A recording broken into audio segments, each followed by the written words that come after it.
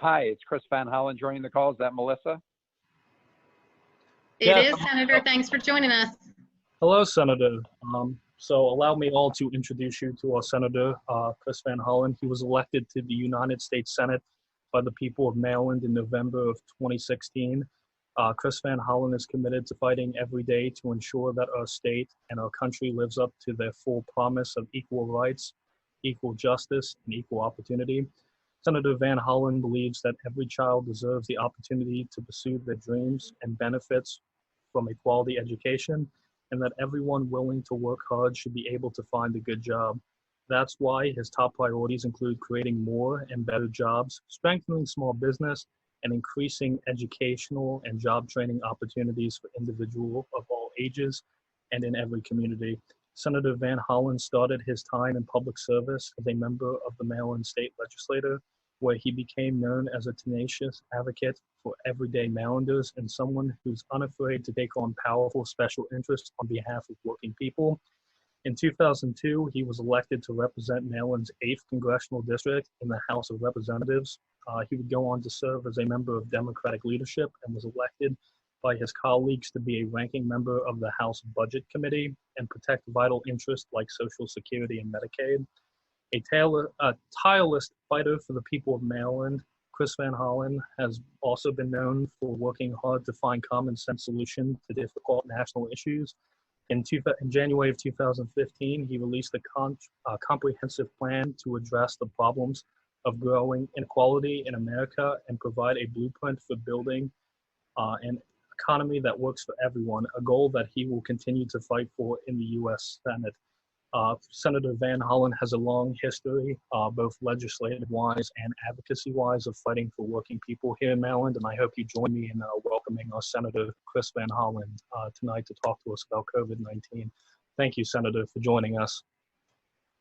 Well, thank you very much for that introduction. Thank you for your leadership of the Lower Shore Progressive Caucus, and thank you to all the members of the Lower Shore Progressive Caucus.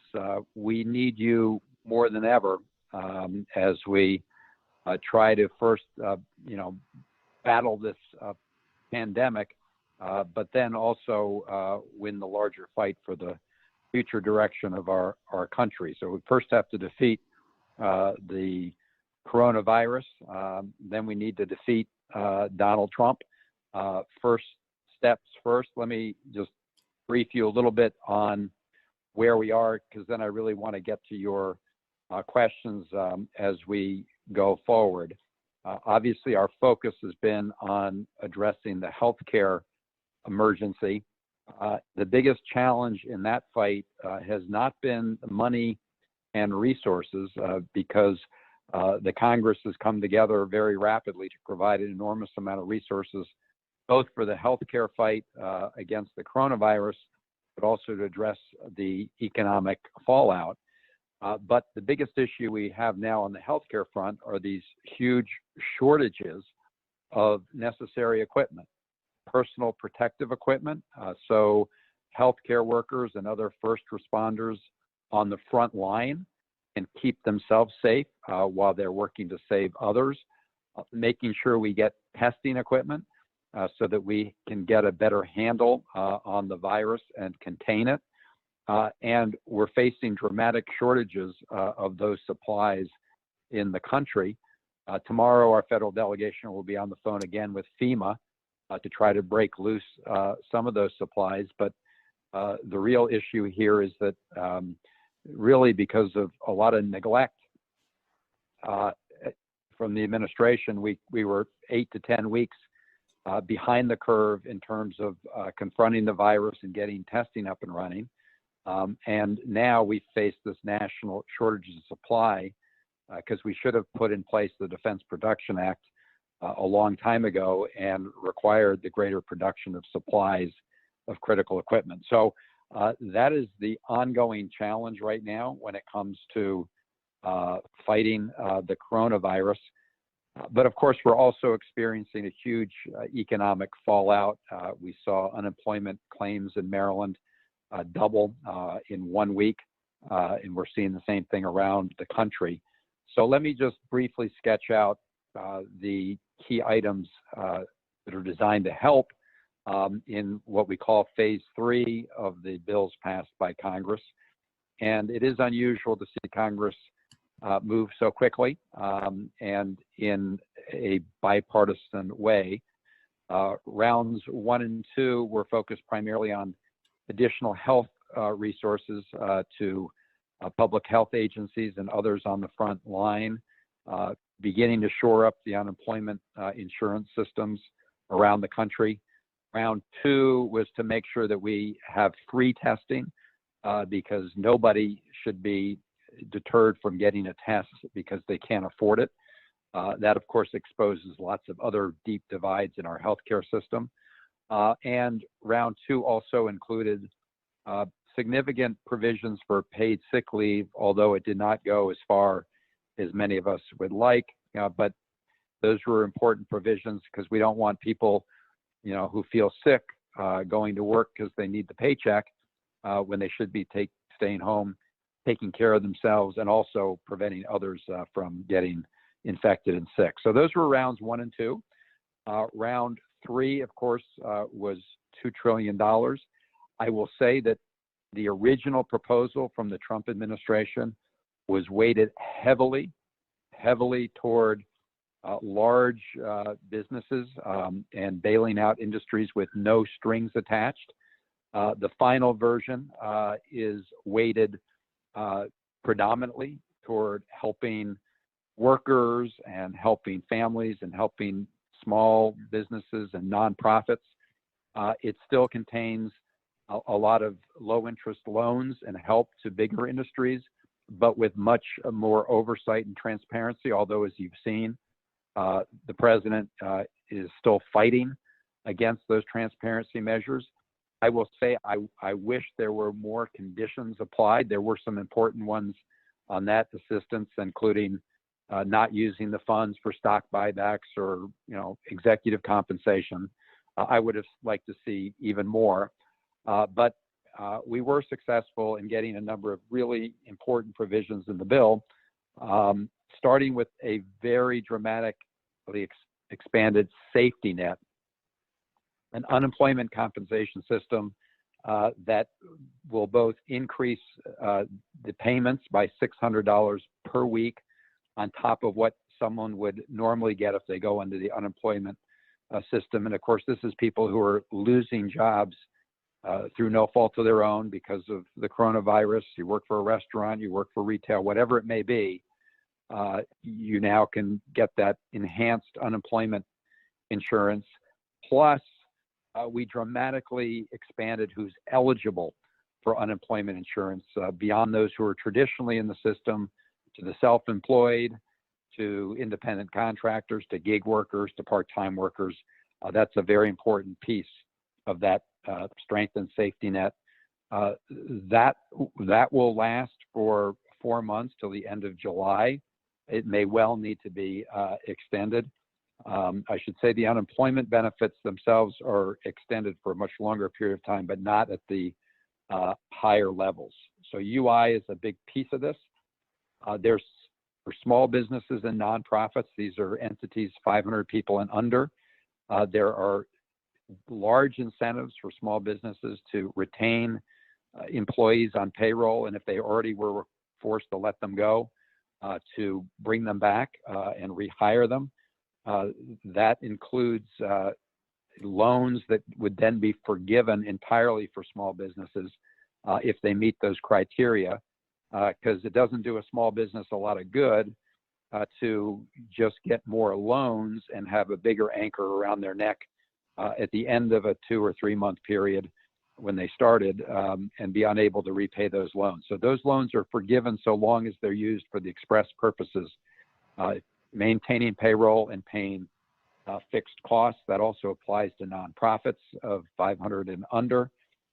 There are also these direct payments, and originally the Trump administration wanted people up to $1 million to qualify, which is absolutely ridiculous. This needs to be targeted mostly on people with needs. So we were able to scale that down. I can go into the details of the direct payments, but They apply to people in full amounts below $75,000 of individual income, $150,000 for a couple. And importantly, while the Republicans had it designed so that people at the lower end of the income ladder would get less, we changed that so everybody is treated equally. And so if you really had no income to speak of last year, you still qualify by filing an earned income tax credit, so that's a refundable credit. Finally, another big piece that was not in the original proposal was help for state and local governments who are obviously struggling to meet all their requirements to their citizens. I understand Jake Day may be on the line, the mayor, as well as Josh Hastings of Wicomico County Council, and to others who are in local government. The stresses that you're undergoing at this time. So we provided help to state and local governments. The state of Maryland will get $2.3 billion to help, and we're counting on the state to use that help for some of our smaller municipalities. Larger jurisdictions in Maryland, so Baltimore City and our 5 counties that have over 500,000 people, will get direct assistance from the Department of Treasury. They won't have to go through the state of Maryland. We also have significant funds to help our school systems throughout the state of Maryland, and another number of other programs, CDBG grants and things like that for certain municipalities that qualify.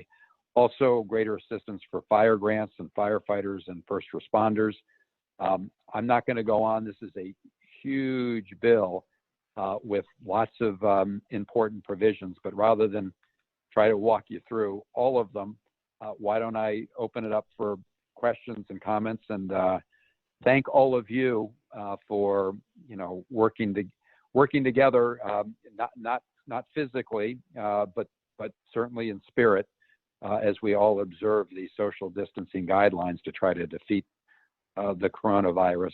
And thank you for being engaged in the larger battle to move our country forward. And with that, Jared, why don't I turn it over for questions? Yeah, so just a reminder, I'm about to unmute the first person. So if you have a question to ask, remember to directly message Karen Smith your question, and she will pass along your name and I will unmute you, just so we can get a kind of an order going here. The first question is Miss Joan Roach. Joan, can you hear us? Yes. I was wondering why there seems to be such resistance to allowing the senators and delegates to vote remotely, so that you can both get business done and still be safe as far as your health. Well, that is a very good question, and as one who supports the move to allow us to vote electronically, we're trying to persuade our colleagues that makes a lot of sense at this time of emergency. I mean, you could structure it so that this kind of allowance only applied in times exactly like this, where it makes sense. So there's resistance from Mitch McConnell in the Senate.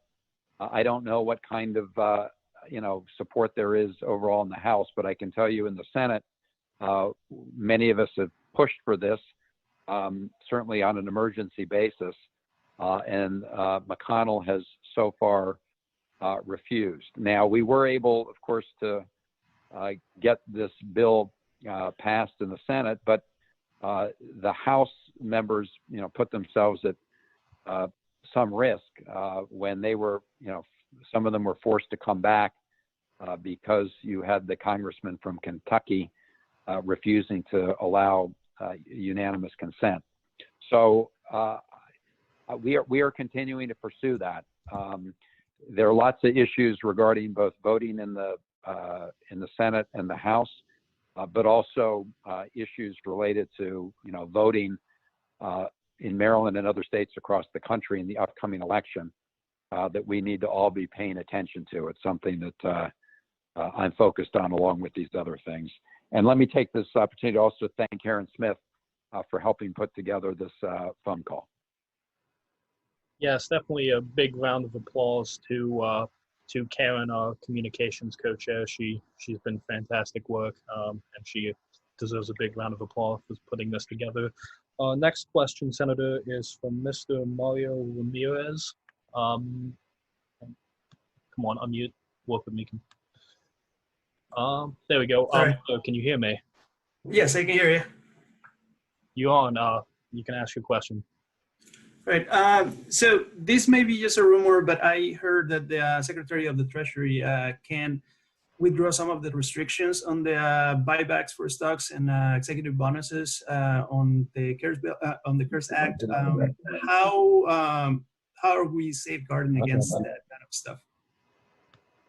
So we tried to, those two provisions we tried to tie down pretty strongly, and I think successfully with respect to stock buybacks and executive compensation.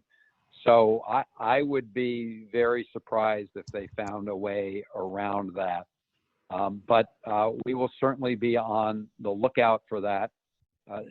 This is one of the reasons why it's so important to have the oversight that we mandate in the bill with the Inspector General.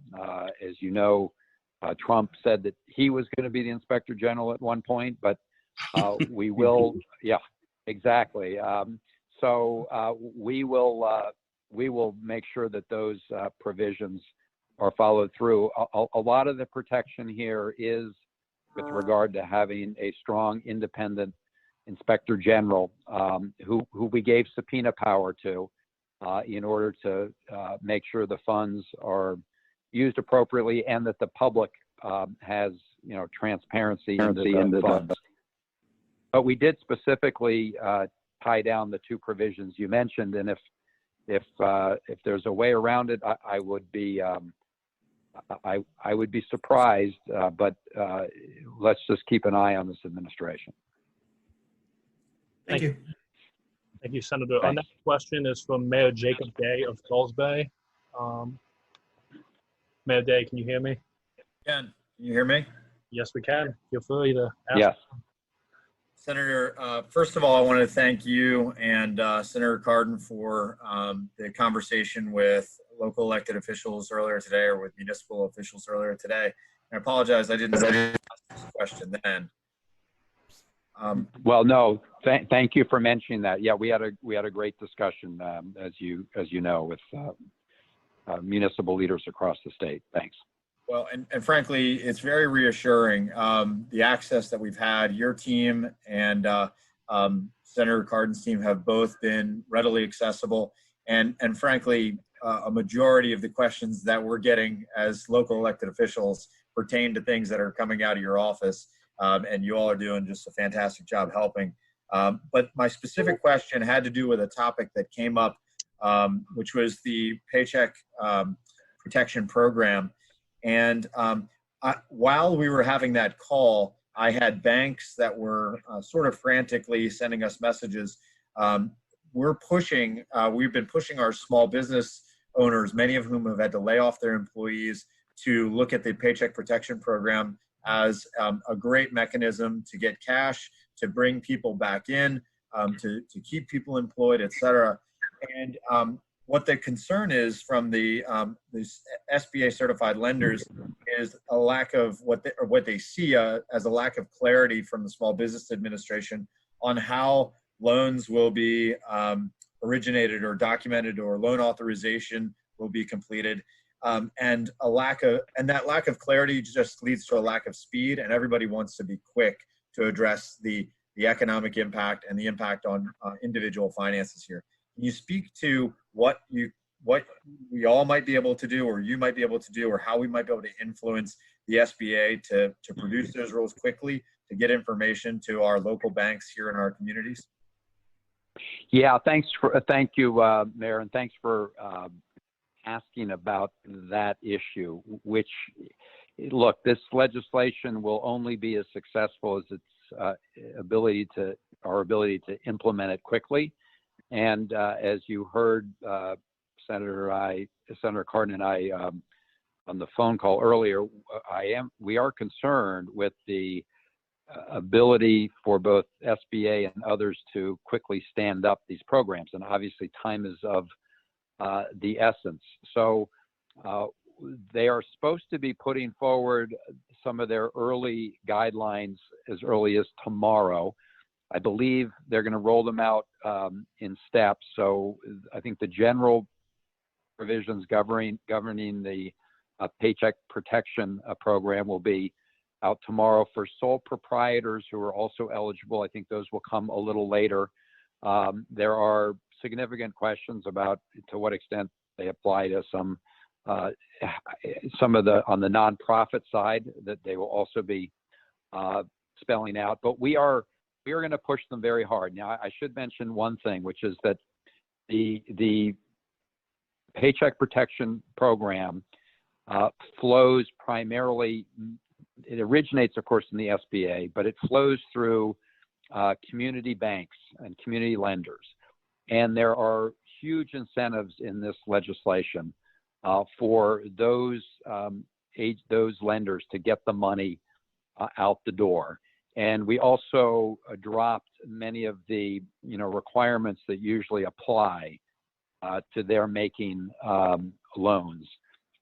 So we are trying to expedite the process. I've also been on the phone with all the leaders of the Maryland Bankers Association, and I'm going to be doing another one with a much broader group to really push them to expedite this process. And they actually, built into the bill, have some interest in doing it and very little risk, because these are loans that are now guaranteed by the government, and of course ultimately will be forgiven if the businesses comply.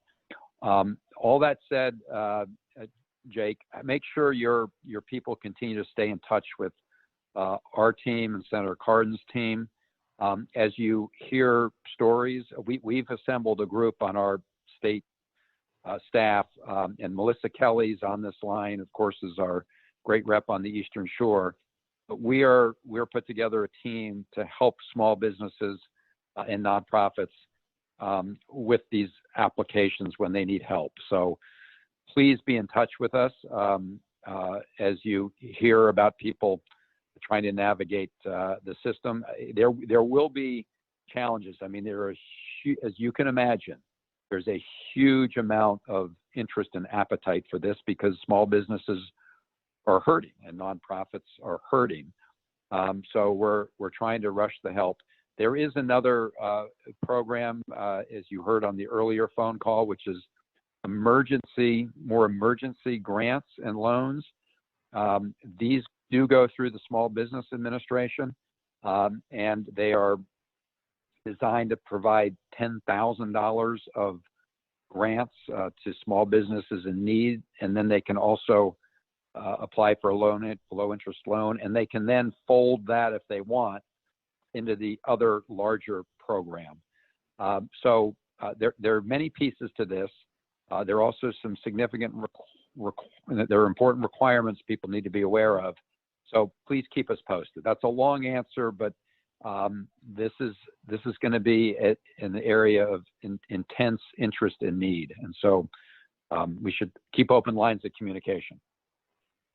Thank you, Mayor Day. Next on the list is Dale. I'm going to ask everyone who asks a question to try and ask it quickly because I know the senator is on a very tight time frame this evening. Right. Dale, can you hear us? Yes, I can hear you. Awesome, we can hear you. Hi, Senator. Hi, my question is, I'm doing well. My question is, what is the plan for, or is there a plan for direct community outreach, educating the community about what's all entailed in this bill, what monies are available? And I say that as a small business owner, and I know quite a few business owners that are really affected by all of this, and they don't know where to go, what to do. Is there anything that's more direct than, say, contact the SBA? Will there be any kind of direct outreach? So we're we're trying hard both to encourage SBA to do it and to use our own offices to the extent possible to do that. As you can imagine, as you know, it is even more difficult during this time of social distancing when we can really only communicate like we are now by phone and over social media and over the internet. So a couple things. Both Senator Cardin and I have put lots of information on our official websites. You just got to Google, Senator Van Hollen and on my official website. Same with Cardin, same with some of the House members. Also, our teams are standing by. Melissa, are you on the line? I certainly here, am. yes. I was All right. asking for Dale's information. Maybe, Melissa, can you just give everybody your phone number? Absolutely. I'm looking to make sure everybody's ready to write. Dale, I see you scrambling. Let me know when you're ready.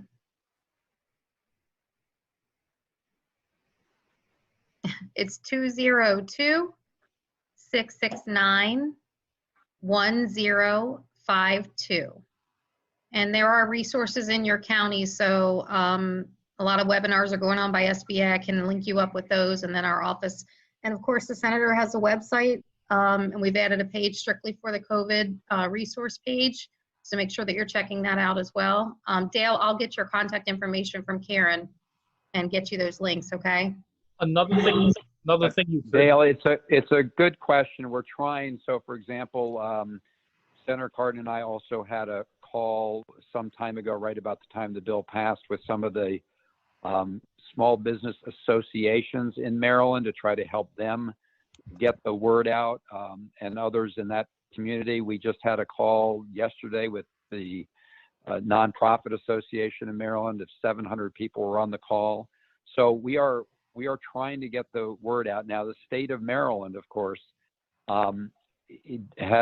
is responsible also for trying to get the word out. And they, of course, not this program, when it comes to unemployment compensation, that of course goes through the state system with all these additional federal resources. But we will do our very best to try to get the word out. thank you. The next question is coming from Hal. Melissa, before we jump into it, I don't know if you saw, but in the chat, you can put all the information you want as well, and everyone will see it. Absolutely, thank you. Hal, are you able to hear us? I'm ready to go, and I want to thank you very much, Senator Van Hollen, for being on this call. We really appreciate I'm the state organizer for our Revolution Maryland, and this is really appreciated. Let me put it that way. You mentioned that testing is free. That is very good, but treatment is not, and we are hearing of people who won't even go in for testing because they lack insurance and fear the treatment will be very expensive. Is any provision being made for the uninsured to be treated without charge? And doesn't this pandemic demonstrate just how important it really is to have and implement a true single payer Medicare for all system like Pramila Jayapal and Bernie Sanders are promoting? And thank you very much again. Well, thank you. So thank you for the question, and a couple things. Number one, the fact that we had to fight hard in round one to make testing free, which encountered some resistance in some quarters from the Republicans, is an example of the battle that we need to wage across the board in support of universal health care, regardless of exactly how we get there. It's also exposed the fissures, other divides in the healthcare system. At the same time that you have the Trump administration trying to rip apart the Affordable Care Act, this pandemic has shown two things. One, how important the protections in the Affordable Care Act are, because a lot of people who have insurance through the Affordable Care Act would have been denied previously. In fact, the folks who are most vulnerable because they have pre-existing conditions, the most vulnerable to the coronavirus, would have been denied. They're now covered. And of course, with the Medicaid expansion, you have tens of millions of Americans who are covered who would not otherwise. It also, as you suggest, Hal, indicates how much more we have to go to plug the holes. Again, regardless of exactly what approach we take to get there. The reality is that you're going to find people who are going to come out, either be deterred from going in or go into hospitals to be treated, and because of the co-pays or co-insurance, have large bills that they just can't afford coming out. So this does underscore the need to address and make sure we have universal and really affordable health care. It's also exposed the whole issue of cost of drugs, because we've had a battle and did not totally win it yet with respect to affordability for whatever vaccine is developed to treat the coronavirus. As all of you know, the National Institutes of Health and others are working on this 24/7. We hope to have something within 12 months or 18 months. We don't know how long this coronavirus will be with us now, or to what extent it will come back on a seasonal basis. But we need to make sure that the vaccine is available to everybody for free, and certainly at a cost that doesn't deter anybody at all. And that's just an example of this vaccine. The same thing applies to drugs more broadly, prescription drugs. So this is a huge battle. It's why many of us are pushing hard for dramatic changes in financing of prescription drugs, from allowing Medicare to negotiate, to allowing reimportation of drugs where the same drug made here is sold at 10 times less in Canada or other places. And also a bill I've introduced called the We Paid Act, which makes clear that drug companies are often, as will be the case for this vaccine, take a lot of the research that's been done at the NIH with the help of billions of dollars of taxpayer money, your money and my money, take that research, turn it into a drug, and then price gouge very taxpayers who have helped finance the research to begin with. So I've introduced legislation called the We Paid Act that would create a drug price setting system at reasonable prices, where you have that kind of taxpayer investment up front, which represents a huge amount of the drugs that are developed these days. So sorry about the long answer, but it is a big and important question. And I do think it means all of us on the progressive side need to go on we need to go with full force in support of our ideas of universal health care. Thank you, Senator. I know, Karen, you wanted to mention something about the questions, because we are running extremely short on time with the Senator this evening. Karen, can you hear me? Yes, thank you so much for agreeing to speak with us. Do you have time for one more question? Yes, in fact, I can do, I think I got till 6:45 now, I'm told. So Perfect. Yep. I was just going to tell everybody that I had made note of the questions and I would forward them to Melissa, but perfect. Marie Vallone should next then, please, Jared. Okay, awesome. And if you do have a question tonight that doesn't get answered, we will pass it along and make sure we get the answer to you as soon as possible. Again, we do thank the Senator for his time. Marie, can you hear me? Yes, I can. Awesome, we can hear you. Okay. My question is there any talk of increasing broadband to rural areas? Worcester County tried online courses for the children and it crashed the first day. Plus, there are kids that don't have access to internet in the rural areas. It should go under the defense budget as it's a necessary function of communication. So I am glad you asked this question.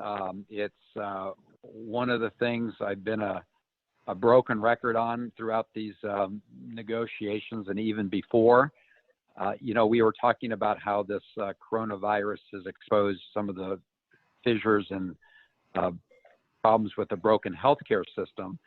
It really exposes other great divides, including the digital divide and the homework gap.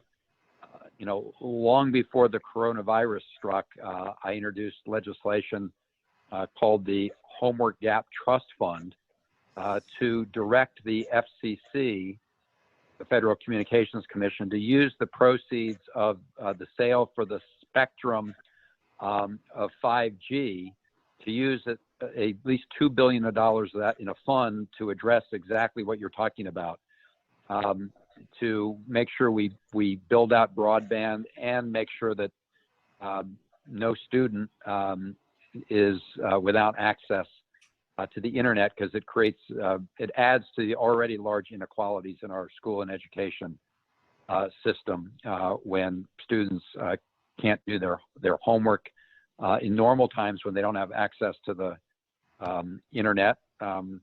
But certainly now, when we're trying to move toward more distance learning, and as schools are trying to, keep in touch and working with their students.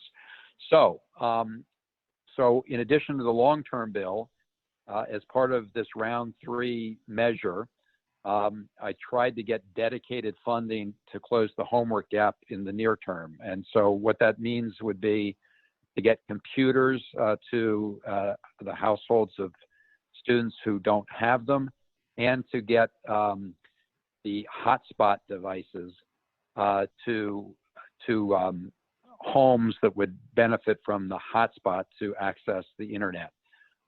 As we continue the effort to build out broadband, I mean, that is also an urgent thing, but will take more than a couple months. So the bottom line is, while we didn't get dedicated funding, we did get substantial resources to the state of Maryland, to our school systems.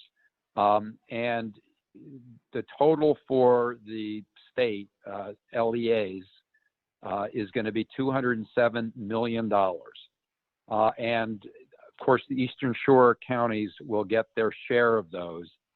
And I made sure that an allowable use of those funds that will come to your school districts is to buy these hotspot devices and computers to try to address the homework gap on an urgent, immediate basis.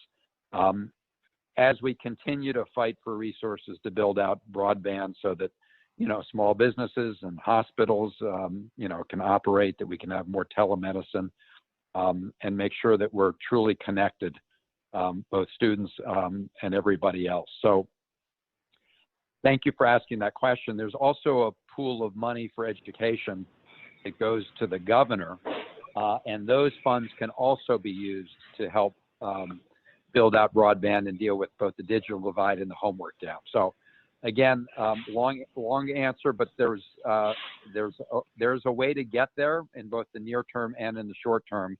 And this bill does provide resources that can be used for that purpose. Next we have Mr. Scott Kane. Can you hear me, sir? Yes, I can. So thanks very much. Senator, thank you very much for everything you've done to navigate us through this crisis. It's just amazing what you're doing for everybody in the state of Maryland. So a big thank you and shout out to you for doing that. I had a follow-on question, Senator, to this question by Dale and Mayor Day regarding the PPP. We're getting a lot of questions with respect to that from small business people. And I just wanted to make you aware that they're saying that applications are supposed to be started tomorrow, April 3rd, but the banks are not really prepared to process those loans. And I'm not sure exactly why. Maybe that's something that you could look into. Some are saying they don't have the forms. Some are saying that they can't process SBA paperwork. They have to use their own, a lot of those kinds of things. So there's some sort of a disconnect. I just wanted to make you aware of that. Well, Scott, first of all, thank you for all you do for the progressive causes on the Eastern Shore. And we are working hard to try to make this work through this system. While there's going to be a lot of overload, we're after both the SBA and the Department of Treasury to try to make sure they get the information out to the lenders and the banks as quickly as possible. I have other members of my team on this line as well, and they'll work with Melissa to try to expedite that effort. To the extent you can, and you and others on the call can keep us informed of specific examples, it allows us to go back and find out exactly where the logjam is, whether it's with the SBA and the regulations coming from federal agencies, or whether it's from the banks and lenders themselves who are having issues or misunderstandings. So to the extent that you can get specific cases to us, that allows us to help not only with those cases, but to help get the kinks out of the system. And there will be a lot of kinks in the system. There's just a lot that we're trying to push through this particular pipeline. Thank you, Senator. Being told that this was, unfortunately, we have run out of time this evening. I want to thank you on behalf of the organization for speaking to us this evening, and I hope this is not the last time that we engage with each other in a forum like this. We just want to thank you for taking the time, and also thank you for all the work you do for us in Washington, D.C. I know it's a very, let's say, hostile political climate these days down there, but we definitely thank you for being someone of good values and morals in a place that seems like it lacks it a lot of times. So thank you so much, Senator. For those of you who put questions and did not. Let me just thank you all very much for your energy and activism, and trying to make sure that our state and the country get headed back in the right direction as we head toward November, but also helping your neighbors weather the storm. And we'll get a list of the questions that we were unable to answer and try and get answers back to you on that. And just we can do this again by social distancing, but of course, I look forward to the day when we can all do this in person, and look forward to coming out to the shore at that time as well. So thank all of you very much. We're all in this together, and we will come out stronger on the other side of as if we work together, and then we'll come out stronger as a country when we win the election in November. So thank you all. Absolutely. We look forward to having you on the shore, and you have a great night and stay healthy, Senator. And you too. So we now had a chance to hear from our senator tonight.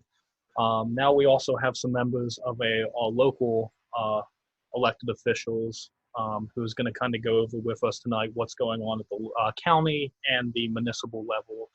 So first, I would like to introduce actually the highest elected progressive candidate that we have here. Josh was an LSPC endorsed candidate in 2018 and was elected to the Wacomico County Council, excuse me. I would like to introduce our favorite counselor, Josh Hastings, and tell us what's going on here in good old Wacomico. Thank you all. Appreciate it. First of all, thanks, Jared and Karen. Thank you for setting this up. It's great to see so many familiar faces, faces I wish I'd see in person sometime soon. Always great when you can have people like Senator Van Hollen and so many other folks that are here, Senator Mathias and others are having in one place. This is the most I've been dressed up for in 2 weeks, so thank you. If I could give a quick update just on what's going on with Wacomico and then our region, and then Jared, however you're going to handle after that's good. A little bit about what I know. Wacomico, we have a daily 4 o'clock conference call with emergency management, health department, a lot of elected officials, administrative leadership, and others. Just so it's said from this call, we know, in Maryland, there's 346 new cases in the last 24 hours. 81 of them are in isolation. We've had, on Wacomico, we still have 7 confirmed cases. There are 12 COVID-19 cases under investigation, 4 being treated at Peninsula Regional Medical Center. Additionally, as of this morning, Somerset County had 4 cases, Worcester had 5, Dorchester had its first case. There's a total of 58 confirmed cases on Maryland's Eastern Shore. From the call, we also learned that PRMC has also requested a module unit for beds, should house up to 10 more individuals. What the health department was basically stressing was that test kits are just not here, not enough coming, and not fast enough. I tried to get greater clarity on some of the test kits. Last week we had heard that there's going to be a drive-through site, the Shorebird Stadium, but of course getting tested is actually the biggest challenge. We've also had in the county, where we've let Mayor Day speak on this if you'd like to, but part of the conversation has included homelessness issues and a lot of folks that are now who are without shelter who are coming into Salisbury. So the county executive's office is looking for ways to address that. Wycomico Recs and Parks, all of our parks have been closed until further notice. I saw a lot of folks on social media who were upset. They were the county's taking down basketball nets and tennis courts nets, and just too many people that were coming together in large numbers. And also just give an update that, obviously the coronavirus is affecting employment on the Lower Shore in Dorchester. We saw the dramatic 1-week increase, total claims of about 4,200 cases, about 2,000 unemployment cases in Wycomico alone. On a call earlier, Governor Hogan a few hours ago said that we're now entering a surge phase, as he called it, that he didn't expect to be at this phase for another 4 weeks or so. The growth rate of cases is growing about 20% a day. The governor has not proposed any kind of any limit in any travel to the Eastern Shore, but there was some Eastern Shore officials that were asking about what are ways that that we're trying to limit some of the spread across the Eastern Shore. There's not really much we can do about limiting folks coming in from Delaware, but as we know, Sussex County, as of this morning, had more than 100 positive cases, with the state of Delaware having close to 400 cases. Just some other very quick things that, just so you know, also the county council, we've chosen to have our meetings via Zoom. We have our upcoming Tuesday evening meeting, 6 o'clock, and that is posted. Anyone can participate in that, and feel free to send your comments through that way. I should also mention, by the way, the other things I did want to say too. Also, I had a couple of folks who who saw that I was going to be a part of this have reached out and wanted to get questions on, wanted me to ask questions, getting clarity.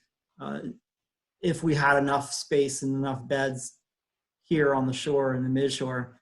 And part of the questions were if we were able to use Deer's Head Hospital or Poplar Hill pre-release unit space in Nanticoke, or even the Civic Center, what capacity do we have, or do we expect that we'll need that?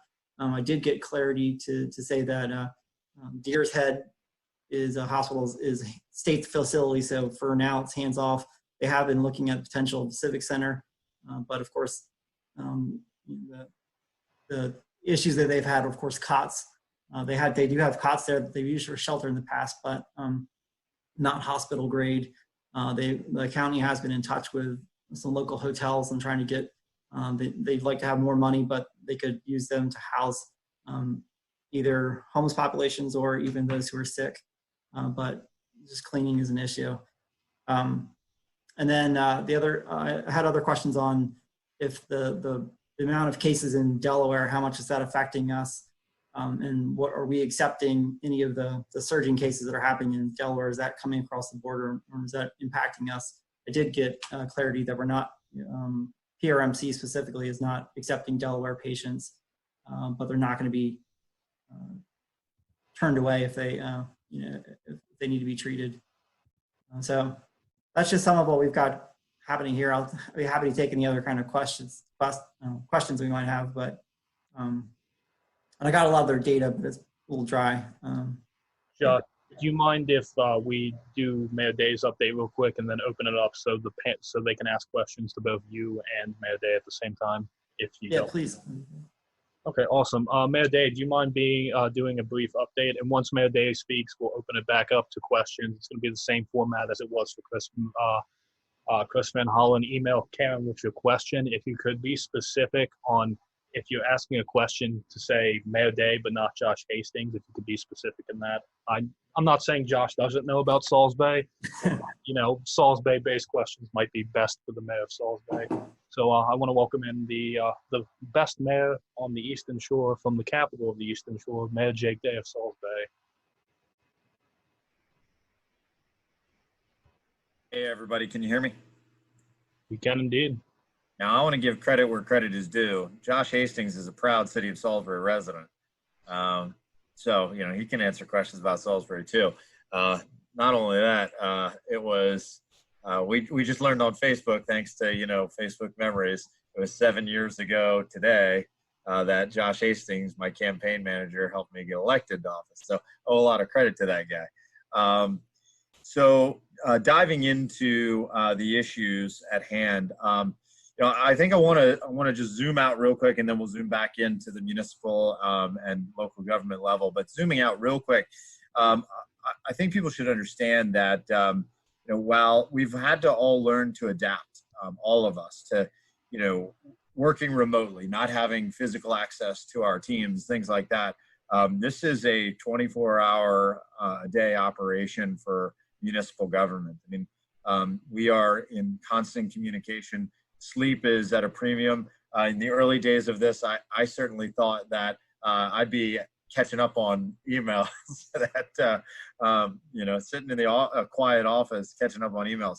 That is certainly not the case. You know, we I think our most important role is as communicators. You know, the offices of Senator Van Hollen and of Senator Cardin, and through Melissa and Kim, and also Ryan Snow in the governor's office, are keeping us informed of what are constant changes and constant clarifications with respect to the CARES Act at the federal level, and with respect to the several and new orders and interpretations of orders that are coming out at the state level. So I think it's important to know that we're here at any time of the day to answer questions, to clarify, and then to pull that information if you're looking for it from our federal and state representatives. So I want to just a kudos to Melissa and Kim and the great job that they're doing keeping us educated.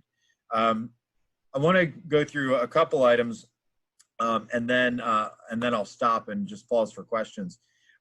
In that role, first of all, as communicators, I want everybody to know that we try to do an update daily. So at 5 o'clock every day, I do a Facebook Live update through several venues, the City of Salisbury page, my mayor's page, and my personal, to answer questions.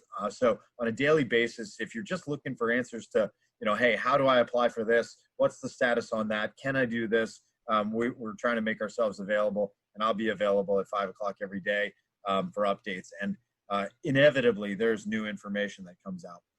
The second thing I want everybody to be aware of is, as local governments, we're trying to learn from each other rather than operate in silos. So in the first week, so now almost 3 weeks ago, we stood up what we're calling the Delmarva Corona Recovery Task Force, and that group is a group of all of the municipal and county officials from the C&D Canal all the way down to the Chesapeake Bay Bridge Tunnel. So every municipality and every county is invited to participate. And we've now had 123 of the 128 local governments on the peninsula participate. The few that aren't are very, very small and have limited staff or even elected official capacity. So we're trying to share ideas. Great things are coming out of there. I mean, you'll learn something that Oxford's doing that Pocomoke can use, or that Milford is doing that Lewis can use, or only Virginia that Salisbury can use. So that's been very helpful. Additionally, oh, by the way, we broadcast that so people can see what we're talking about too. That's on Mondays at 2 o'clock. And then the Salisbury Area Coronavirus Recovery Task Force is meeting, and that's really open to the public, but it's focused on the small business and economic personal impact issues that are happening as we go through this crisis. Just trying to lean on one another, answer questions. At that time, Donna Hanlon, the superintendent, Steve Leonard, the CEO of Peninsula Regional Health Systems, and county and city officials also give an update. So we're there and ready to answer questions. That's every Tuesday at 2 o'clock. That's also broadcast. This is our third week of that call, and we're going to continue that into the coming weeks. I want to make any Salisbury area folks aware of one executive order that's gone out and the second one that's coming out. So my first one on March 22nd, really just made some management announcements, things that we're doing to try to get the senior leadership team at the city focused on the crisis and delegating some other activities. But the one that's coming out, that's likely to come out tomorrow, is getting a little pushback from some other folks in the business community locally and one or two of Josh's colleagues. But what we're trying to do is acknowledge that not everything has been thought through at the state level or implemented at the state level that we think is really critical to protecting public health. And we can do it at a municipal level, and so we're likely to do it. And right now, the cities of Salisbury, Fruitland, and Delmar, I think, are going to proceed tomorrow morning with an announcement with respect to how many people can be in certain stores at a certain time. This will have to do with the occupancy load, so it'll shift to a temporary occupancy load in these stores. We're, of course, taking into account that we don't want to be unreasonable, but recognizing that public health must be protected, and that there are things we can do to protect public health. The city of Austin, Texas, city of Los Angeles, Alachua County in Florida, and a few other places have already implemented these standards, and they're starting to spread, and I think they're really important. So what it'll do is it breaks stores, most of which are in the city of Salisbury, but there's one or two in Fruitland that are important, and one in Delmar that are of a significant size. So over 75,000 square feet, it limits the number. Then it breaks down to 30 to 75, 15,000 to 30, 3,000 to 15, and then under 3,000 square feet, how many people can be in the store, and then sets up additional parameters for queuing outside of the store, space that has to be dictated and how it can be marked. Just trying to give some standards to these big box stores and grocery stores and food stores where people are starting to get a little agitated being on top of each other, and where there is sort of hit and miss policies being applied from the private sector. And we just want to get a standard in place. So we're working on that. We're likely to announce that early tomorrow, and just want to give everybody here a heads up that that's coming. There's a whole bunch of other things in there in that second executive order, one of which is with respect to food trucks and the queuing around food trucks, one of which is respect to the question of free samples at farmers markets and farmers markets in general. We're trying to put a stop to the free sampling.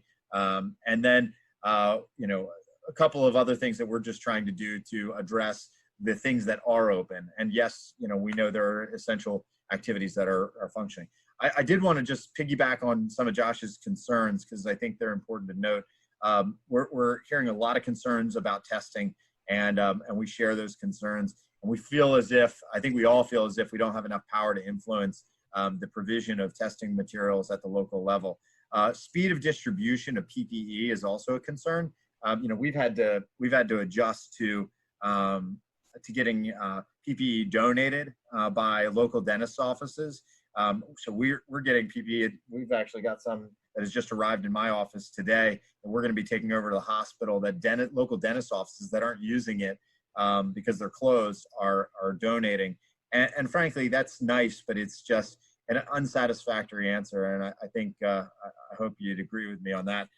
Also getting a lot of questions about folks with that either receive disability, SSI, or Social Security, and whether or not their checks will be automatic. And we received an update last night, and the Washington Post ran a story this morning clarifying that an emergency provision's now been put in place that will ensure that those checks are automatically dispersed in whatever form you receive your SSI payments today, whether that's the card or a direct deposit or check. So I will have, I'll stick around, of course, and answer any questions that you have. Oh, one last thing. I do want to share, we had an update while we've been on the call. There is an arrival of a case, an active case at the at PRMC, was transported by Salisbury EMS. This is an active case. However, it probably won't count as our numbers. It's a real oddity. It's a person who came from New York City, was a positive case up there, and came to stay with family down here, which is something we obviously do not advise. People should not be traveling once they are positive. That is obviously putting a lot of people at risk, including our first responders. So we're hoping that is an anomaly that we don't see again. But there is an 8th positive case present, but that won't, I don't think, be counted in our numbers, since that's already being counted in New York City's numbers. So again, I'm happy to stick around, Jared and Karen, and answer any questions anybody's got. Yes. First question's from Troy, who's unfortunately having video and audio trouble. He asked, and I believe you touched on this just a few minutes ago, but he asked, what is being done to protect the elderly, both in Salisbury and on the county council, in Wacomico, sorry. Well, so I'll maybe start, but I'm going to hand it over to Josh, since the functions associated with providing services to senior citizens are state functions. So they're often dispersed at the county level, but it's a state responsibility, so it's state funded. And in many cases, it's private services, state funded through private entities like MAC Incorporated, our local area agency on aging. Which unfortunately their facilities closed, and that's where a lot of people go for their services. So there's a lot of jeopardy. There's a lot of risk. That 4 o'clock call today, I know there was an update that the health department is actively working to check on, constantly check on every one of the assisted living facilities, protecting them, ensuring that there are not increases in signs and symptoms from those facilities. And the big concern there is Carroll County. I mean, if anybody's watched what's happened in the assisted living or elder care facility in Carroll County, it's that's the real nightmare. I mean, that because it spreads like wildfire in one of those facilities, and you have so many susceptible people getting ill. So I think the key, Jared, is that the feeding programs that that older residents rely on are continuing, and that they do continue. That questions about Social Security payments are being answered rapidly, and that funding get out rapidly. And then I'll hand it over to Josh to add anything that he's got. I think Jake, I think you've said enough more than I could probably possibly say. MAC is going to continue to be closed, I think, until the end of the month. April 24th, I think, was their date. Yeah, I'm only adding on to that. It was stressed earlier in one of the other calls that obviously this is a disease that is really hard on our older populations.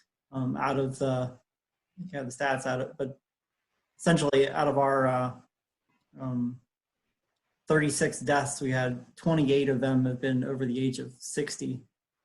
We have a couple folks that are actually in PRMC now that are older population. So there's been a lot of focus with the county levels. I should mention, as far as food, it's not just, of course, there's been a lot of focus at the trying to feed a lot of the children that have been that you'd normally get their 2 meals a day, but I don't think there's been nearly enough attention put on our older populations, and I'm seeing a lot of the traffic back and forth in email traffic on trying to figure out how we can do a better job, and not just neighbor check-ins, but more institutional help. Thank you, Josh. The next question comes from Melanie Kuba. I apologize if I mispronounced your last name. No, you're good. I just wondered, are there any legal restrictions on people traveling from out of town or out of state? I know that it is discouraged. Are there any legal restrictions? Melanie, great question.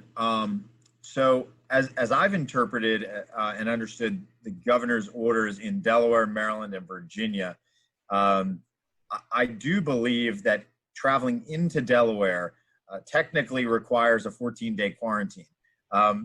However, the city limits of Salisbury, just speaking as a Salisbury guy for a minute, are 2 miles from the Delaware border and about 30 miles from the Virginia border. And it is highly unlikely that, given we have quite a few essential people that commute between the two, that they're going to quarantine 14 days each time. So the practical application of putting Delaware's restrictions into place or enforcing Delaware's restrictions, I think, just thinking of our Delaware governor or our friends up in Delaware, I don't think they're going to be able to really enforce their order. So what I think is key is continuing to look at the essential functions and essential reasons for travel, and recognizing that we are a tri-state, we have not only a tri-state peninsula and region, but a tri-state MSA, a tri-state metropolitan area now where people commute regularly across 3 state borders, or across the borders of 3 states. It's unlikely and I think a little unreasonable to think that we can enforce that effectively. So technically, at least in one direction, yes, that is prohibited, or there are significant, expectations of quarantine on the other side of it. But I don't think practically that's going to happen. Just to add quickly, you mentioned the DMV. I know for a fact that my dad is traveling between Virginia and Maryland pretty frequently as we speak, and he hasn't seen anything like checkpoints or anything like that stopping him. Checkpoints, that's a good point as well. MSP, Maryland State Police, put out a press release about checkpoints, noting that they weren't going to stop anyone to see if they were adhering to the law or the orders, the executive orders, which have the force of law. So rather, they were simply saying that in the course of their other activities, enforcement activities, they would make sure people were abiding by those orders. What I'd caution people is, don't read that as every police agency is going to enforce it the same way, because MSP is interpreting the governor's orders relatively gently. That's a signal, I think, to every other police agency that they should exercise the same level of caution in over enforcement. But I think we all have to recognize that's not necessarily how every sheriff's department or police department will. So everybody should be careful and do the best job they can adhering to the law. And remember that the orders are intended to protect public health. Is there anything you wanted to add to that particular question, Josh? I would say that Wayne Strasburg, our county administrator, did actually reach out to the governor's office and did try to see what kind of measures we could take to limit travel. But as the mayor says, I think that's just really hard to enforce, and this is an area where we all live and work together. Thank you. The next question is from Joan. Joan, can you hear me? Yes. Awesome, we can hear you. So actually, I put in 2 questions. I'm not sure which one. The first one was, where the meetings on Mondays at 2, where are they broadcast? So we're broadcasting those through the City of Salisbury Facebook page. So if you follow City of Salisbury, Maryland, or if you'll go follow that, we broadcast it there. And then I try to cross post it at my Mayor Jacob Day, and I think it's Mayor Jacob Day and Jacob Day pages as well. Just so people will find it wherever they happen to. Okay, great. Thanks. And the other question was, what's being done as far as helping and protecting the homeless population? Great question. So Councilman Hastings has been leading this conversation at the county level, so I won't say much other than to say that our city homeless staff, as people may know here, we have a Housing First program, a permanent supportive housing program in the city, and they are our two full-time housing and homelessness staff are out every day, walking, meeting with the homeless residents in our community, and going to the library. And out in front of the Wicomico County Public Library, they're doing a feeding. The food's being provided by one of the homeless shelters locally, Halo. So they're supplying the food, and then the food is being provided by our staff. They're also providing other things like hand sanitizer, cleaning supplies, things like that, masks. And there's a lot more to that conversation. And Josh, I'm going to let you jump in. I've got a couple more things to add, but you probably know what the status is at the county level of that conversation. I wish I did better. We've been on it for probably 2-3 weeks now of trying to make sure that we can get clarity. We did on the call earlier today, we did have conversations. Apparently there's groups homeless within Fruitland that are making their way into Salisbury, and others. Apparently, from what we understand, is most everyone's, for whatever reason, I think it's due to services.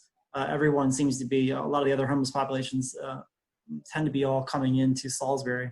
So a lot of the county efforts have all been focused on how do we help the individuals who may not typically live here, or the encampments are actually, outside in Hebron or other areas. But given the services that are available and the need there, seems to be everyone's the center of town. Well, the upside of that challenge, Mr. Councilman, is that that's exactly what our homeless neighbors do today. We're familiar with, where the services are, the homeless will come. And the upside of that is we don't have to search very hard to find them. And I can tell you, the other night at the South End Wawa, I interacted with 3 men with whom I've had interactions over the past 2 years. We all know each other. They're homeless. They've been homeless. They've been in shelters, out of shelters, received housing, fallen out of housing, things like that. And they're scared. They're scared because hygiene is just decimated when you're homeless, and that just puts you at additional risk. So getting hygiene supplies, getting resources into their hands now is critical. So the request that's been sent to the county through Mr. Strasburg is to partner with the city on a location where we can assemble, put up a well-spaced outdoor housing effort, tents, things like that. We went down the path of talking to all of the talking to the hotels. The hotels are empty. So we went down the path of talking to them, and all of these COC, the experts in homelessness, said you're making a huge mistake. One, you're going to end up hurting a lot of people on the back end of this when you tell them, or when the hotel says, okay, now they got to get out.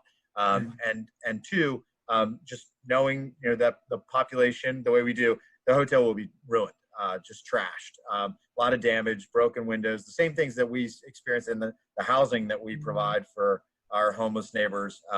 The houses often get ruined, windows broken out, things that you wouldn't expect, but there's a lot of mental health issues. There's a lot of other challenges that we've got to consider. So what I'd say is finding ways to keep them as safe as possible, and not have to figure it out themselves, I think is one of the best roles we can play. And that if we can centralize that, getting medical supplies, getting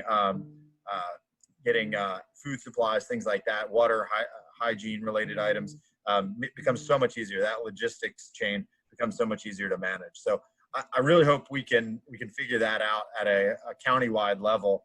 And we're willing to do whatever we can to staff that, support it, help. And we've got a really generous offer that's come in from the Maryland Army and Air Force National Guard. units with respect to helping with that stuff. So if we can take advantage of that now and be the place that says yes, I think we'll have helped our homeless population here in the next couple weeks. Sorry, the next question is from Marie. Marie, can you hear me? Yeah.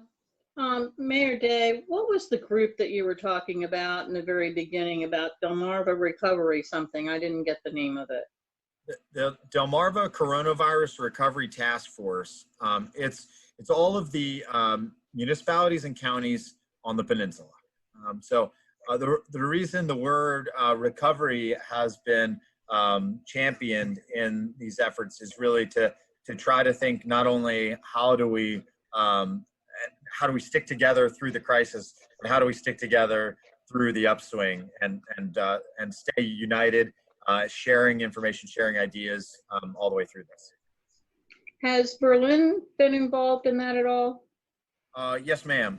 So Berlin, I think it was acting town administrator was on the call the first time. I can't remember who, but I can find out for you. But yeah, not this Monday, but last Monday they participated. They weren't on the call this Monday. Okay, thank you. No problem. The next question we have is actually for me. I know you've mentioned some of the ways we could be helpful, and I know our organization. I want to thank Seamus and Karen for really leading the social media efforts and collecting information and getting it out. How can this organization and the other organizations that are represented here in this call tonight help you at the county and city level in getting information out? I know we've tried to publish your daily your wall side chats. Need to get you a fireplace to kind of spread information, but how could we be more helpful to you? Josh, you want to take that? You want me to take that? I'll jump in first. And well, sorry to say, there's a lot of great organizations who, by the way, who have been stepping up. You know, in Worcester County, I've Baked, who's done a great job. The GBC, in Snow Hill, a lot of organizations like these that are trying to find out what the community needs and see how ways that they can help, especially for preparing lunches, those kind of things. There's a lot of those kind of efforts that are happening. I know we've got a couple groups in the counties that are trying to make masks. As of this afternoon, it came out, the Trump administration is going to recommend that everybody start wearing masks, much like Asia did, but however, just cloth masks. So there's a need to try to organize that. I'm personally trying to share everything that I can on my Facebook page, for my council page, anything that efforts that I know are going on that volunteers can jump into. I know, you know, when Snow Hill, they're doing 2 meals a day. They need volunteers 5 days a week. So I'm going to try to continue to share those, and if anybody, you know, could continue to share those around, that'd be helpful. And then I'll share any data. I've tried to do a good job of that. I'm trying to, anything that I hear that's happening, or anything that's pertinent information, to try to get that out to you guys. I think that covers it really well. The last thing I'd add is that there are a couple efforts that are in need of volunteers, and anybody willing. I know the Maryland Food Bank in particular is looking for volunteers. So anybody willing to go help Maryland Food Bank, whether that's with, I think it's mostly food packaging, not distribution. So it'd be going to their facility on Owens Branch Road, I think it is. Is that right, Josh? Owens Branch? And then packaging up food for delivery or distribution, and probably for distribution to another site where it'll be further distributed. So I think that's one of the additional things that this group could do, is just, that's a hands-on way of being involved. And I'm sure there are other efforts in need of volunteers that I'm not aware of. You know, yeah, those that are essential. I check out too, if you're not already on Delmarva Coronavirus Facebook group. That's actually a pretty good group. Now has tens of thousands of individuals on it, but they've done a pretty good job of putting together any of the needs that are happening there and trying to find folks to meet those needs. Thank you. Yeah, any information that you guys have, if you just want to pass along to it to us, we'll gladly publish it and help get the word out when we see it. We'd like to be a resource to you just as much as you all are a resource to us, so we definitely appreciate it. Does anyone have any other questions for our two lovely speakers? Jerry, can I just say one closing thought? Yes. Personally, that this group is willing to take the time to devote conversation to what we can all do says a lot. So I appreciate the soul of this group and everybody who came on. I also see they were probably acknowledged before we started. I jumped on a minute late, but Jim Mathias and Councilperson Michelle Gregory, our future Congressperson Allison Galbraith. So just want to say thank you to them. Thank you to you for doing this, and I appreciate y'all. And amazing volunteers like Mario, who's on. Joan Roche is that beautiful library he's got. Yeah. And Melissa, Kelly, thank you very much. You've got a lot of great resources here, a lot of great folks. Thank you guys for making this happen. Really. Thank you, Jared and Karen, for asking the senator to participate. I know he had enjoyed it and looks forward to making sure that everyone down on the Lower Shore is taken care of. So feel free to reach out. If you don't have our contact information, it's in the chat, or if you can't get to the chat for whatever reason, make sure you reach out to Jared or Karen and they'll put you in contact. Same with Kimberly Carterville from Senator Cardin's office. Either one of our offices can help your constituents maneuver through this unemployment insurance and SBA debacle. I mean, we're learning as we go. Jake, I see you smiling. I mean, it changes every hour, every minute, and we're all trying to stay on top of it as fast as we can. So have some faith. Senator Mathias, thanks for joining us. I know we've done good things down there for the HBCUs and UMES. They just got their accreditation, so kudos to them. See some friends on here. Allison, keep up the good fight. Michelle, thanks for joining us. Y'all have a good night. Yeah, and just as we move into closing thoughts, I definitely want to thank once again Councilman Hastings, Mayor Day, Melissa, and of course Senator Van Hollen, of course the Ben Cardin staff who've joined us. They really put in a lot of work and got done a lot for the community. I know this is a very difficult time for you all as leaders, probably getting a lot of calls, probably getting a lot of texts, probably not getting too much sleep or time with family, and I know that can be very difficult. So on behalf of this organization, I would like to thank you all. Before we close tonight, I can't let the opportunity slip by to open up the floor to our endorsed congressional candidate, Allison Galbraith, if she would like to take a minute to say a word or two, and Senator Mathias of all the work he's doing down at UMES. I know he just messaged me a little bit ago about some of the things that were going on there. I don't think I could give it justice in describing. Did you want to kind of let them know about that, Senator Mathias?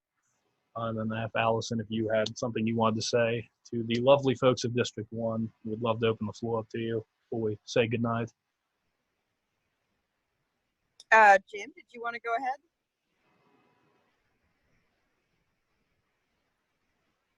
Looks like ladies first. All right. Well, I just wanted to thank you all for the endorsement. I appreciate it. Obviously, everybody's doing the best that they can, and your group is doing a lot of really good work here. Campaigning is interesting in a pandemic. And basically whatever we knew about it doesn't work anymore. So, bear with us and my staff, and try and be patient with us if you ask us for things, because we're trying to figure things out just as much as everybody else. I guess keep up the good work. Let us know if you need anything, and if I can be of any assistance. Thank you. Thank you, Allison. Senator Mathias, are you still with us? I am. I'm here. Thank you very much. I figured I had to unmute myself. My bad, Senator. I want to thank you, Jared and Karen, and all the Lower Shore Progressives for bringing us all together tonight. It's as you well know, it's an unprecedented time. But you were out there every day fighting for our democracy, and to be on point with regards to University of Maryland Eastern Shore. I just want to take a moment on behalf of Dr. Anderson to thank all of you for standing with her. We had some real challenges. We lost our physician's assistant accreditation in 2016, and that was one of her first orders of business was to get that back. And we got a letter yesterday, as a matter of fact, announcing that we are reaccredited. We will have our first class beginning in August with 20 students.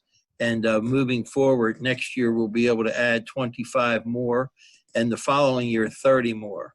So for a variety of reasons, being an 1890 land grant institution, making sure that we are there to provide a rural healthcare delivery opportunity and to continue to grow that campus forward. I thank each and every one of you for the work that you do. And very simply put, both Melissa and Kim have been fabulous. From the moment I joined the university, they have been there at every beck and call, put a joint meeting together with both our U.S. senators for Dr. Anderson, and in a matter of weeks found 1890 HBCU money that we had never received before, fought hard, very hard to pass the Futures Act back in the fall when the House moved it and the Senate wouldn't. Both of our U.S. senators stepped up to the plate, got that job done. Absolutely phenomenal. And we're all in this together. And don't think for a minute that the other side, not to become too political, isn't out there trying to figure out how to undermine us. I'm a victim. I got the tag number of the car that ran me over. I know what they look like, okay? Don't let them sneak up on you. God bless. I'm there for you and with you every day. Thank you, Senator Mathias. And the last thing I want to say tonight, and I promise this is the last thing I'm going to say tonight, because I know this has been a longer meeting than what we're used to. Speaking in terms of campaigning for us to endorse candidates in these very interesting times. So every Saturday from 11 a.m. to 1 p.m., we are doing Zoom calls just like this, and we are doing virtual phone banks for Allison, Senator Sanders, and our other local endorsed candidates running for school board. We'd love to have you out there. The last couple of weeks, we've made a couple thousand calls into Somerset County. We're still trying to work through a list to see if we can find Karen on there.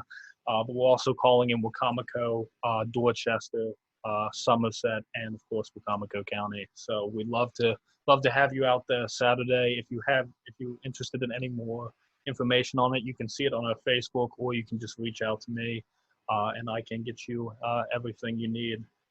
With that, I'd like to thank everyone who came out. This was our largest meeting in quite some time. We got up to about 45 people. So definitely thank everyone from the community coming in. I want to thank Ben Cardin's staff, Chris Van Hollen, and of course our local representatives, and of course our senator, still our senator in our hearts, Jim Mathias, for joining us this evening, and all the great work he's doing at UMES.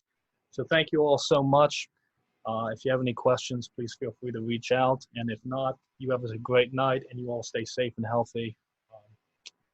Thank you all. Thank you all.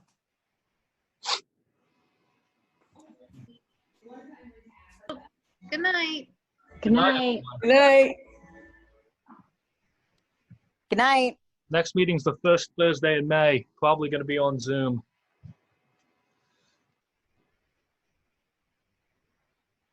A little late on that, Jared. I posted it, and I got a lot of email addresses from this. I saw. Don't you worry. Ryan, leadership, if I could have a moment of your time afterwards, once I just need 5 minutes to kind of wrap up everything.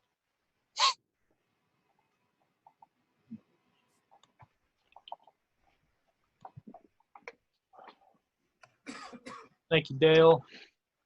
Dale, if you're talking, you're muted. We can't hear you. Yes, I am here. Thank you. Thank you very much. I appreciate that. That was very, very informative. Very informative. I didn't know all these things were going on, so it's good to hear. Well, Dale, if you can make it. If you have some time next week, I'd love to not sit down with you, but have a talk with you on the phone and talk a little bit more about what the LSPC does. I know you're someone who Karen has said tons of great things about and how you're interested in getting involved. I'd love to let you know what's going on here and see what we. Absolutely. I'll share my information with you. Karen has my information, but I can share more with you, and I'd love to talk with you. Okay, I'll get it from Karen, and then Okay. I'll text you probably tomorrow if that works for you. Okay, sounds good. Awesome. Thank you so much, Dale. You have a great night, and you stay healthy. Thank you. You guys do the same as well.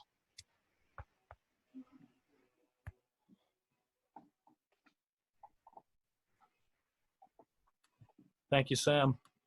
Talk to you later, Sam. All right. I believe, yeah, it's just us. So how did y'all think that went? Sucked. I think it went really well. It was a great meeting. Yeah, I can't. I think you hated your job, to be honest.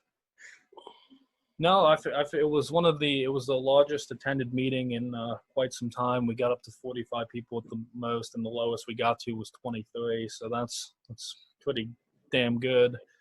I was able to get some contact information from some people. Now, I guess kind of the question I want to leave you with tonight as we kind of proceed is I'm going to be sending over some more information about the things we discussed at our leadership meeting starting tomorrow. I finally finished that up today. I do apologize for the delay. The one question I want to leave you all with to think on tonight, don't really need an answer now, is it probably looks like we're going to be doing another Zoom call in next month as well. Think about kind of who we would like to possibly come speak or what we'd like to do, because it seems like we need to be comfortable with the idea of doing Zoom calls into the future. I kind of like it better, honestly, but you know. Hey, Jared, this is Hal. I just want to jump in. I was there for the first half hour, then I had to run. I thought that went very well. I thought you handled the senator very well. I thought it was a respectful conversation. He's difficult because he really does use up all the oxygen in the room. But that said, there were a lot of great questions and you handled it really well. You do have this recording. I think it's recording on your laptop or computer. Make sure you save that recording. I want to use that post the Van Hollen discussion because I think it's important. He's on the record in terms of healthcare. So it is. That's really good. You are going to have to do some editing because we did jump in about 30 minutes early, and the conversations between me, Karen, and Seamus trying to set up the security for this meeting is probably not what No worries. It's easy to edit. It's easy to just cut. It's not like I have to go through and find 5 minutes here and 8 minutes there. I'll just rip it all out. But just make sure if you can. Absolutely, though. I think however you can. I think if you can get that cut out soon, it'd be good to have just for informational purposes, if nothing else. Well, and obviously, as far as, how our senator is thinking, and where his attention is. And well, maybe feel free to tell me what you all think about this, but I think, his answer shows how successful the progressive organization has been nationally. You talk about, making anything in healthcare free, whether it's vaccines or whether it's testing 4 years ago when you're called a communist. Now, like the moderate position at the very minimum is implementing Medicare for all to address. Yeah, Hal, I want to. Far. He said universal. He will not touch Medicare for all. He is. No, yeah, I think you're right on that, but I appreciate you asking that question. I was thinking the same question, Hal. So I appreciate that. I'm just glad they took it because I thought, Karen, you were the gatekeeper. Is that right? Correct. So they let you be I thought he was going to put one of his staffers and say yes, or the woman. No, it was me. We didn't really give him an option though, too, right? No. Well, and here's the thing and this is what I was talking to Hal about a little earlier. When it comes to re-election time, especially for Chris Van Hollen, he's definitely going to need the Eastern Shore, but he's definitely going to need the progressive wing of the organization. and the movement. I definitely think we should use that leverage. And Karen, I was talking with you about that to see where we can push him on. And, maybe we can't push him on Medicare for all at the moment. I do think that's a long-term policy goal that is. Hey man, he said he wants to do more events with us and events in person once this is all over. We need to hold him to that. Yeah, and he also talked about, me with the word progressive and things like that. He was definitely working to align himself with us. So if he's going to talk the talk, he's going to have to walk the walk.